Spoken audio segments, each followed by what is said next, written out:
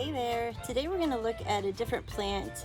It's also a wild edible, but it's super invasive. So it's one of the nastiest plants we have around, but you find it all over the place. So it's a plant called garlic mustard, and I'm going to focus the camera a little more closely on it so you can see what it looks like. Okay, you can see the garlic mustard plant right here. It's a super invasive. It's really a nasty plant. It'll come in and take over a whole little plot, and that'll choke out some of our native flora and fauna, or flora, that we want to have here. So it's not a good plant. In fact, you'll find a lot of parks and public spaces will organize garlic mustard pulls to get rid of it. It is a horrible invasive, but it's also a useful plant in terms of it being edible. So all parts of it are edible. It's easy to identify, and you usually find it in big patches. So I am not an advocate for garlic mustard, but it is something worth learning about, and we're going to do a kitchen experiment today. So if you were doing a big garlic mustard pull and you ended up with sacks and sacks of this plant, you could make food from it, and that's what we're going to try. So we're going to try to make some sort of like a pesto or like a bread dipping sauce. We'll see what shakes out, and you need a lot of it. So what I did was take this container and just pack leaves down in it, and I'm gonna take the young leaves. I don't want any big old leaves, but we're still pretty early in the spring.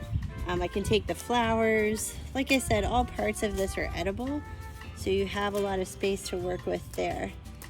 And then what we will also do is we'll pull the plants.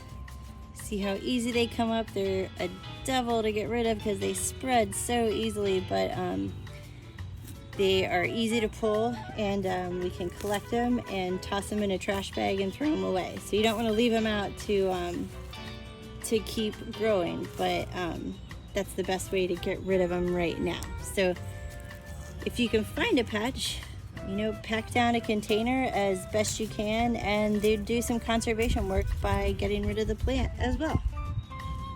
So I managed to get quite a lot of garlic mustard packed down into this container, and we still need to make sure that we have it washed really well.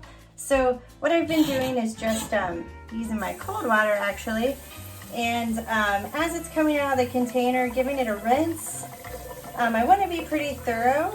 It's not just dirt and bugs, but think about like animal pee and bird poop and stuff like that. You want to make sure you get all that nasty stuff off of there.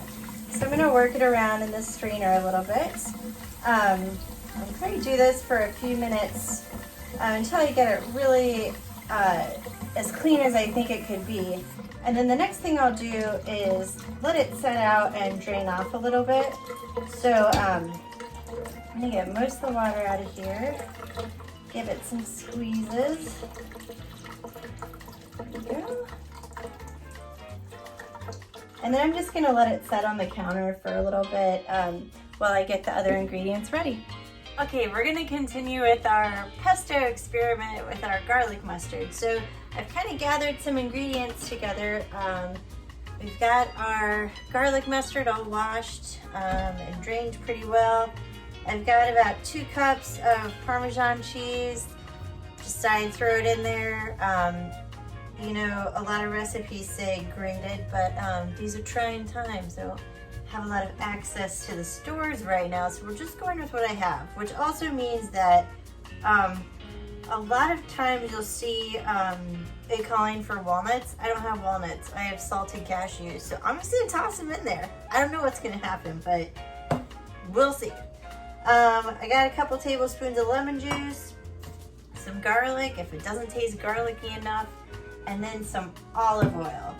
And then I've got a food processor that I'm going to kind of feed it all this stuff into slowly bit by bit and see what happens. So I'm gonna see if I can get it started here in a second, and then we'll make some progress. Okay, I went ahead and just tried to chop up some of the cashews first because I was afraid if it didn't work, then I would have to just dump those out. So I got a pretty good fine chop, so I'm pleased. I'm gonna go ahead and stick those back in here. And then I'm actually gonna take the lid off because I'm slightly impatient as a person. I'm gonna shove a bunch of these leaves in here. And, oh my gosh, I have so many leaves. I didn't realize how much I had. This might be a double batcher. I'm gonna go ahead and add some olive oil too, just to start it off. And then we'll hit our pulse again.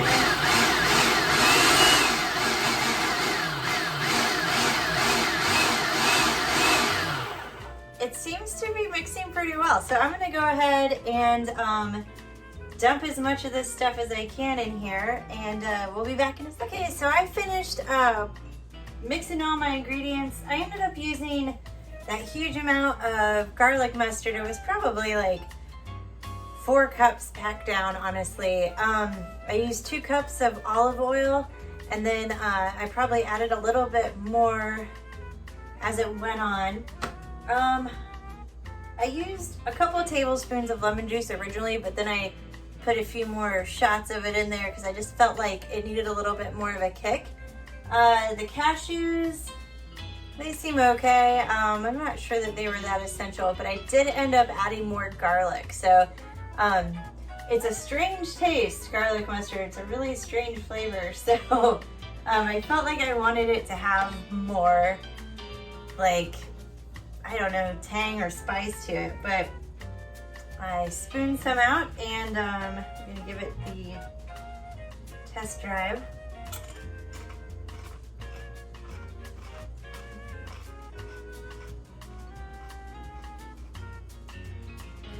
To be honest, it's not the best thing I've ever made, but it's not the worst either.